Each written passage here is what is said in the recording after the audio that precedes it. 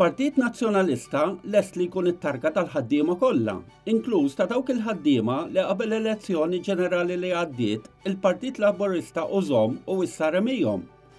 Hawn eluf ta' ħaddiema li qed ifittxu x-xogħol, filwaqt li dawk tal-qalba qed jiffangaw b'impjiegi mal-Gvern, tant li fl-ewwel 3 xhur ta' din is-sena l-ispiża għall-pagi tal-Gvern żdiedet b'22 miljun euro. Il-kap tal-Partit Nazzjonalista Simon Busuttil għal dan it-tlieta fil-għaxija waqt attività politika tal-Partit Nazzjonalista fil-Ħamrun li trattat il-qasam tax-xogħol. U kien qed jirreaġixxi għal dak li qal Gejto Vella li serva għal snin twal fil-qasam trade unionistiku li appella li l-Partit Nazzjonalista ikun it-tarka ta' eluf ta' ħaddiema li qed jingħataw xogħol prekarju. U fost il-klawsoli fil-kuntratt ikollu miktub if and when required. Simon Busuttil għal il-Gvern qed joħloq inġustizzja u diżugwaljanza.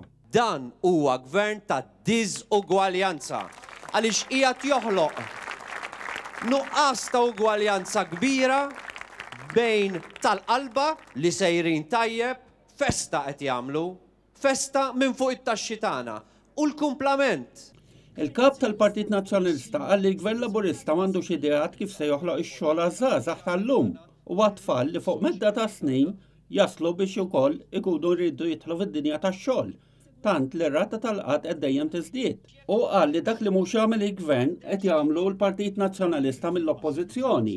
Minkejja li aħna fl-Oppożizzjoni qegħdin noħorġu aħna bl-idejat u l-bieraħ aħna għadna il-Gvern għandu issaqqi u jkabbar iż-żerrija li kien għamel il-Partit Nazzjonalista fil-Gvern fejn tidħol l-ekonomija kreattiva.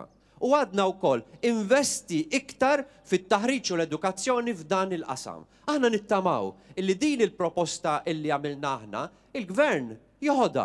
Jiena ngħid il-Gvern imissu jaqbeż fuqha din il-proposta għandu oppożizzjoni li qiegħda tgħinu il-faqar ta' idejat tal-Gvern għall-inqas qegħdin ngħinu aħna bl-idejat tagħna. Il-Viċi Kap tal-Partit Nazzjonalista Mario De Marco qal li fl-ewwel sena ta' Gvern Laburista naqsu l-esportazzjoni u l-importazzjoni filwaqt li r-rata tal-qatt żdiedet u issa qed tlaħħaq madwar 8,000 ruħ. U qal li l-Gvern sena daħħal 1300 persuna mal-Gvern u dan minn barra l-1500 persuna oħra li daħlu minn flok dawk li irtiraw. Dan se jwassal biex sena n-nefqa fil-pagi tal-Gvern se tiżdied 9 miljun euro. U appella biex pajjiżna jinvesti iktar fl-ekonomija kreattiva u fl-ekonomija l-ħadra.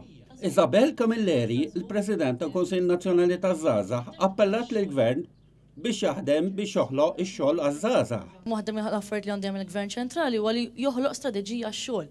Smajna ħafna buzzwords, imma aħna żgħażagħ mhux buzzwords irridu, aħna rridu viżjoni, implementazzjoni, rridu l-investiment jiġi hawn Malta. Inut li semmi ħafna buzzwords, għax ma jfissru xejn. Gejto Vella fakkar li qabel ma Malta saret membru tal-Unjoni Ewropea 10 snin ilu, il-Partit Laburista rrid Svizzera fil-Mediterran. Imma issa tisma' Ministri tal-Gvern Laburisti jitkellmu dwar kif se jonfqu l-flus li Malta ġabet mill-Unjoni Ewropea. U qal li fost 33 kandidat li se jkontestaw l-elezzjoni għall-Parlament Ewropew, hemm dawk li qed ikkontestaw għall-konvenjenza u hemm dawk li verament jagħmlu fl-Unjoni Ewropea.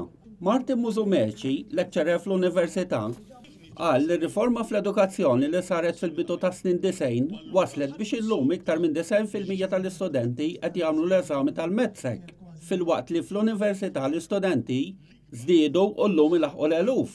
U bħala missier ta' tifla ta' 12 sena wara tħassib tiegħu dwar l-avviż legali li bih il-Ministru tal-Edukazzjoni se jikseb aċċess għall informazzjoni sensittiva u personali fuq it-tfal kollha.